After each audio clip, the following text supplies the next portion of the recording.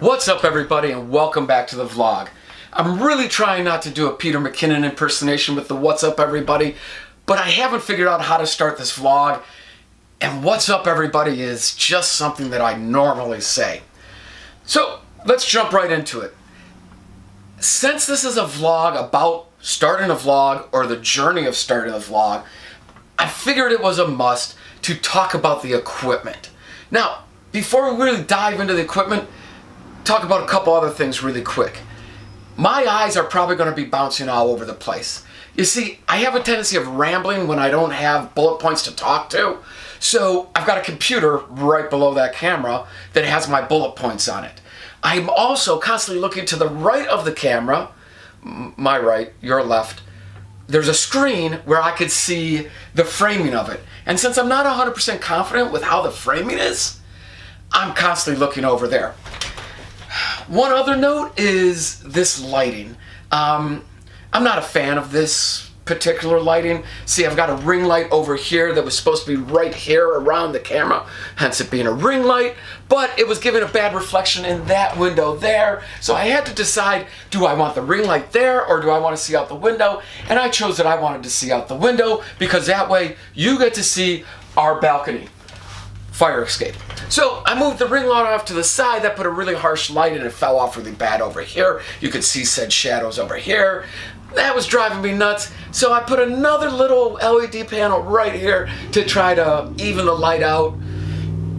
I don't love it, but it'll work for now. So back to our point, and hence why I need bullet points so that I don't ramble. So diving into photography equipment, or more so and more importantly in this case, video equipment.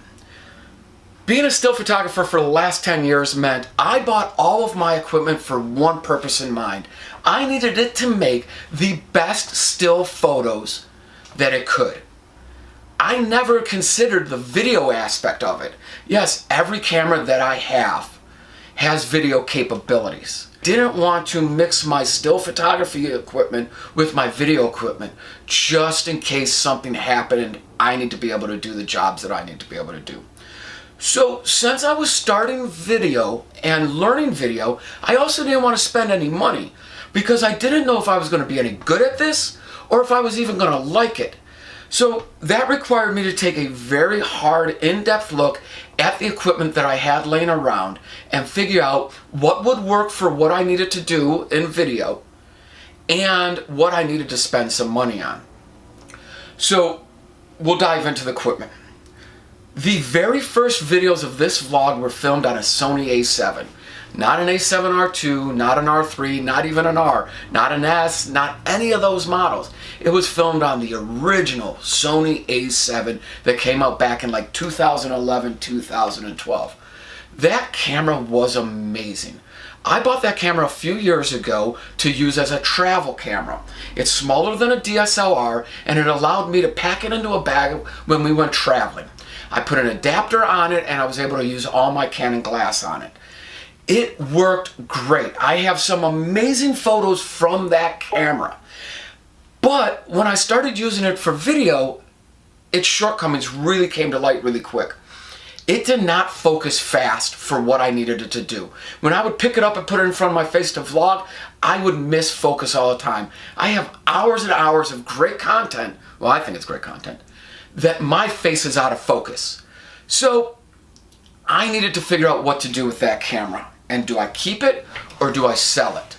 But in the meantime, while I was figuring that out, I knew that I wanted to get a more of a subcompact point and shoot camera that could be used for vlogging. I did a lot of research on this and I came up with the Sony G7X Mark II. A lot of vloggers use this as their main and only camera. I picked it because it's relatively inexpensive.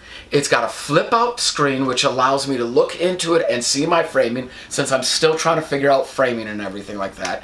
It's fast to focus and it's a Canon, so I'm kind of familiar with it. But I didn't want to spend the money on a camera. So I sold some stuff. I had a lot of strobe equipment from when I would do still photography, and I do portraits, and I do motorcycles, and I do bands and stuff like that. But over the course of the last 3 years, I've kind of moved away from that, and I haven't touched the stuff. I literally used my strobes and my softbox once in the last 3 years. And since we were moving, I didn't necessarily want to take something that I wasn't going to use anyway, so I sold it. I put the stuff up on eBay, I put it on Craigslist, I sold it to some friends. I sold all of my modifiers, my Alien B, all the transmitters, the stands, everything for more than it cost to buy this camera. So it's a wash. I took stuff that was laying around, sold it, and bought the camera that I needed. So that was my run and gun, put it in my pocket. This camera is on me nearly all the time. I bought it on eBay used cheap because it was a little banged up and beat up. It's got a cracked screen. The screen is actually held on. I don't know if you could see it there. It's held on by tape right there. No focus. Held on by tape, trust me. So then it came time to figure out what to do with the A7. I really liked the camera. It was a really good, capable camera. I've taken it all over the place. It's never let me down. I just enjoyed it. But it wasn't working for what I needed it to do now. Finding myself having to do 4 and 5 takes to finally get my face in focus. And it just didn't suit the needs. So off to eBay it went. I sold it on eBay for about $850, and I ran out and I bought a Canon 80D. The 80D is a great camera. It's a Canon line, so it matched with everything else I had. It had the flip out screen. The focus points on it are awesome, and it was cheap. It was $750. I then went out and bought a Rode mic because I needed a good, shotgun mic to record this type of stuff and record when we were out and about in the trains and stuff like that. I bought that used on eBay also for about $40. It has taken a beating. I actually just broke it last week. My wife and I were out and broke off a hinge point. It is now kind of Velcro to the top of the camera because I don't want to go out and try to spend another $100 for a new one or search down another used one. Now, I can't show you the 80D setup right now because that's what I'm filming on, but here's a picture of it, and if you want to see it in action, just about every vlogger out there uses or at some point used this type of setup. So that's the 80D. So now I've got the good old Sony G7X and an 80D. And I am not out any money. I have just repurposed equipment to pay for this. So past that, the other equipment that I have that I didn't have to spend any money on because I already had it in my bag and stuff like that was a GoPro Hero 5. Great camera. I love this thing. You will see footage from this in the vlog all the time.